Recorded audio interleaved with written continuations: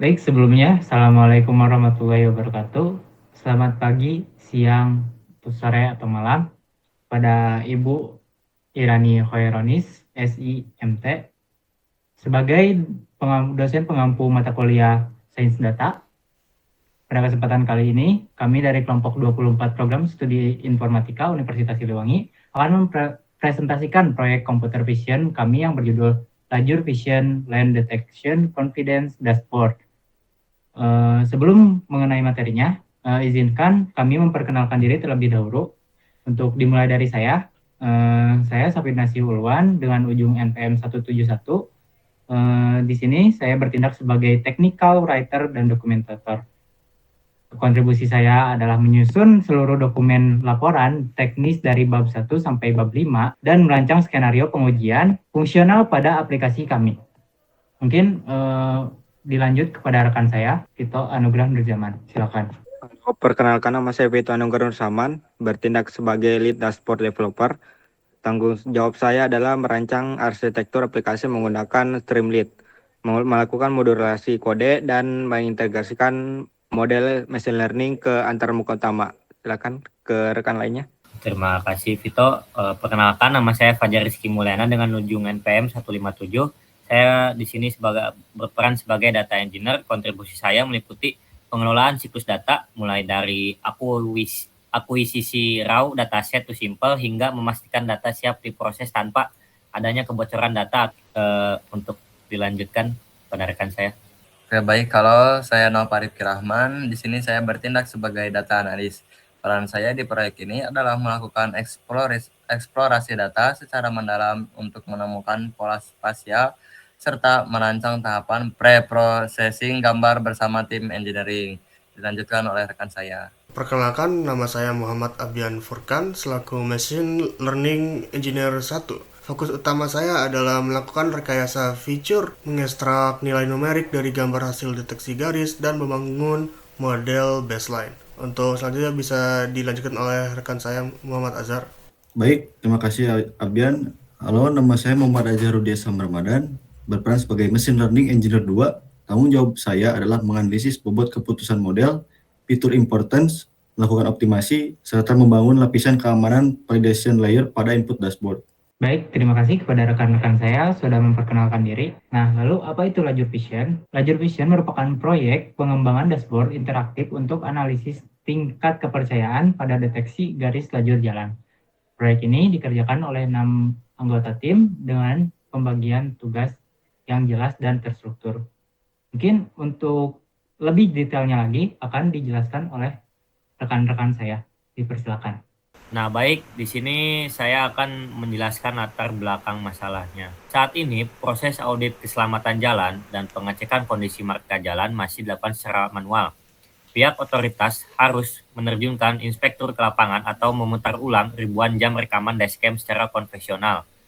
Metode ini sangat tidak efisien karena memakan waktu yang sangat lama, rentan terhadap human error, biaya operasional yang tinggi.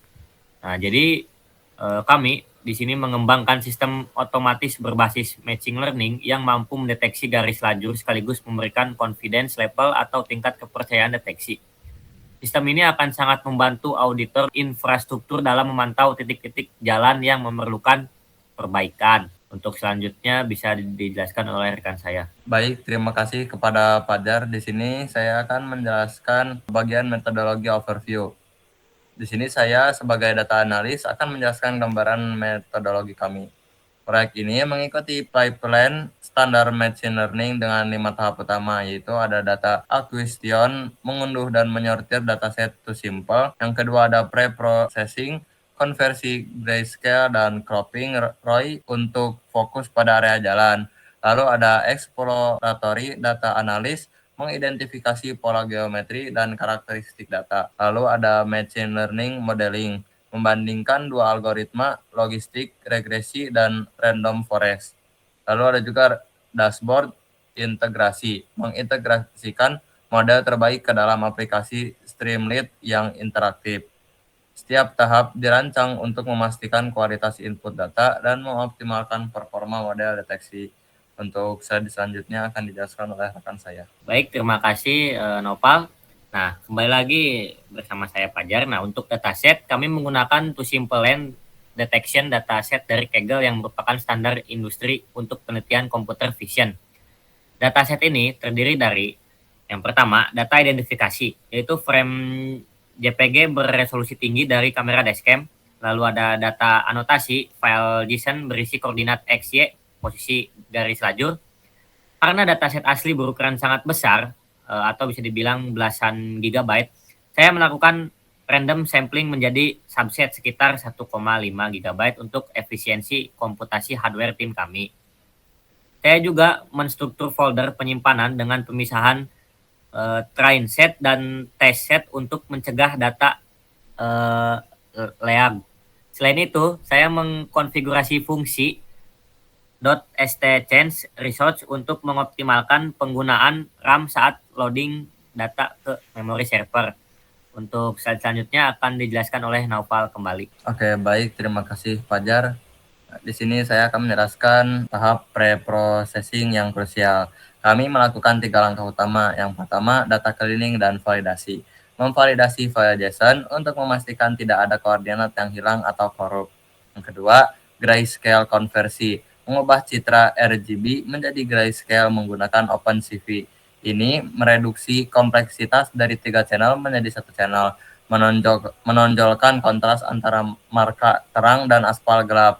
Lalu yang ketiga ada region of interest (ROI) analisis. Melakukan cropping pada area bawah tengah citra di mana jalan berada, membuang area tidak relevan seperti langit, pohon, dan bangunan. Hasilnya pengurangan waktu training hingga 40%. Selain itu, saya juga merancang fungsi CLHE untuk perbaikan kontras lokal pada kondisi redup dan gamma correction adaptif. Gamma 078 untuk foto gelap, gamma 1.22 untuk foto terlalu terang. Untuk slide 7, di sini ada hasil exploratory data analis. Kami menemukan insight yang sangat berharga. Yang pertama ada histogram intensitas pixel. Pada cuaca cerah, distribusi merata hingga nilai tinggi. Pada cuaca gelap, penumpukan di nilai rendah. Ini menunjukkan perlunya normalisasi cahaya yang agresif. Kedua, box plot distribusi vertikal.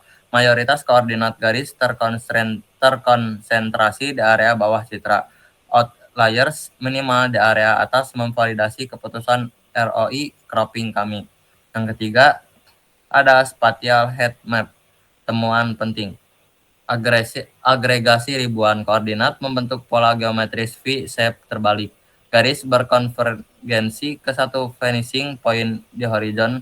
Pola ini kami integrasikan sebagai parameter prioritas dalam model untuk membedakan marka jalan valid dengan objek linear lainnya, seperti trotoar atau bayangan. Untuk selanjutnya akan dilanjutkan oleh rekan saya. Baik, terima kasih Naufal. Nama saya Muhammad Abdian Furkan. Saya akan menjelaskan proses pemodelan. Kami menerapkan 2 algoritma sebagai pembanding. Model pertama yaitu logistic regression yang kami kembangkan, digunakan sebagai baseline model karena efisien untuk klasifikasi biner dan mudah diinterpretasi. Sebelum melatih model, kami merancang fungsi extract features untuk mengubah data visual menjadi data tabular numerik dengan 4 fitur utama, yaitu posisi Y untuk koordinat vertikal, intensitas warna untuk tingkat kecerahan, kontras untuk perbedaan dengan background, kemiringan untuk sudut garis. Kami juga menerapkan pembobotan variabel geometri dengan 1,5 position Y weight untuk memprioritaskan fitur posisi vertikal. Model 2, Random Forest Classifier, yang kami optimalkan mampu menangani hubungan non-linear antar fitur agar lebih robust untuk kondisi jalan kompleks. Kita melakukan hyperparameter tuning pada parameter n-estimators dan max depth untuk memaksimalkan performa. Hasil perbandingan kedua model bisa dilihat ada chartnya. Random Forest menang di semua metrik. Dari confusion matrix, model menunjukkan false positif yang rendah. Artinya, sistem jarang salah mendeteksi objek lain sebagai marka jalan. Selain itu, kami membangun fungsi validasi ketat untuk menangkap pola V-shape menggunakan collect lane candidates and line intersection. Kami juga merancang logika model override dengan threshold confidence lebih dari 80% agar sistem tetap fleksibel di cuaca buruk. Berdasarkan hasil ini, Random Forest dipilih sebagai model utama untuk diintegrasikan ke dashboard. Untuk slide selanjutnya akan dilanjutkan oleh rekan saya Azhar. Bisa dipersilakan. Baik, terima kasih Abian. Dari analisis fitur important random forest, kami mendapat insight cara kerja model. Yang pertama itu ada posisi vertikal, yaitu posisi Y sebanyak 48%. Fitur paling krusial, model belajar bahwa marka jalan konsisten berada di area bawah citra, meminimalkan false positif pada objek cerah di langit atau pohon. Lalu yang kedua, intensitas dan kontras warna sebanyak 42%. Model sangat mengandalkan perbedaan tajam antara warna marka putih atau kuning dengan aspal abu-abu gelap. Lalu yang ketiga, kemiringan garis atau slope sebanyak 10%. Fitur geometri untuk validasi bahwa garis menuju vanishing point sesuai struktur perspektif lajur jalan raya. Pemahaman ini membantu kami mengoptimalkan pre-processing dan validasi input. Untuk Streamlit dashboard akan dijelaskan oleh teman saya Pito. Terima kasih. Terima kasih Azharudia. Baik, saya sini Vito sebagai lead dashboard developer. Saya mengintegrasikan model terbaik ke dalam dashboard interaktif berbasis Streamlit dengan arsitektur modular, memisahkan API untuk antarmuka dan engine PI untuk logika deteksi. Fitur-fitur dalam dashboard ini ada beberapa. Yang pertama itu sidebar analytics, menampilkan matriks performa model secara transparan untuk akurasi, F1 score, outcrop, dan yang kedua smart image validation menggunakan Hawk line transform dan perspektif geometri memverifikasikan apakah input adalah foto jalan atau foto acak. Jika bukan jalan, sistem menolak dengan pesan error. Dan yang ketiga, dynamic confidence meter menampilkan tingkat kepercayaan prediksi secara real time, otomatis menyelesaikan skor berdasarkan kualitas, memberikan peringatan jika kondisi buruk. Dan yang keempat, yang tab pertama itu deteksi utama dengan live inference, dan yang tab kedua, interpretasi, fitur dengan visualisasi, fitur importance. Hasil pengujiannya, kondisi cerah, lajur aman dengan confidence di atas 85%. Dan jika buruk, status lajur tidak aman. Sebagai early warning, dan dashboard ini siap digunakan untuk auditor infrastruktur untuk monitor real time-nya. Dan sini saya akan melanjutkan untuk demonstrasi dashboard-nya. Dan berikut dashboard lajur vision deteksi marka jalan. Dan di sini yang sudah saya melakukan uji untuk jalan gelap sini ada akurasinya 89%, 80,45%, F1 score 0,8780 dan outcrop-nya 0,9310. Dan hasil deteksinya di sini menunjukkan posisi Y berada pada 0,585 dan intensitas warna berada di 0,110, kontras berada di 0,027, kemiringan 0,14. Dan hasil prediksi ini lajurnya ini tidak jelas. Jadi lajur ini sangat berbahaya untuk dilewati karena kurangnya penerangan jalan. Sistem dan confidence-nya ada 96%. Sistem mendeteksi bahwa jalur tidak jelas, berkendara dengan hati-hati. Dan sekian saja dari demo yang saya tampilkan. Kembali ke moderator.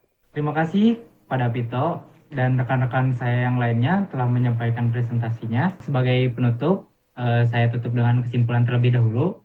Dan kesimpulan pada proyek ini yaitu adalah masalah terpecahkan pada sistem otomatis kami mengatasi inefisiensi audit manual dengan deteksi berbasis machine learning. Performa tinggi yaitu adalah ada model random forest yang mencapai akurasi 89,45%. Dan implementasi dari proyek kami ini yaitu ada dashboard Streamlit yang interaktif dan siap pakai dengan validasi input ketat.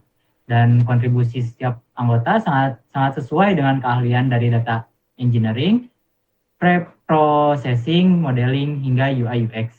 Dan dampak nyatanya, sistem ini dapat membantu pihak otoritas dalam monitoring kondisi jalan secara efisien dan akurat.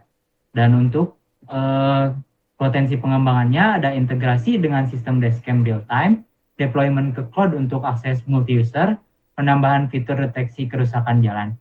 Mungkin sekian yang dapat kelompok kami presentasikan. Terima kasih atas perhatiannya. Wassalamualaikum warahmatullahi wabarakatuh.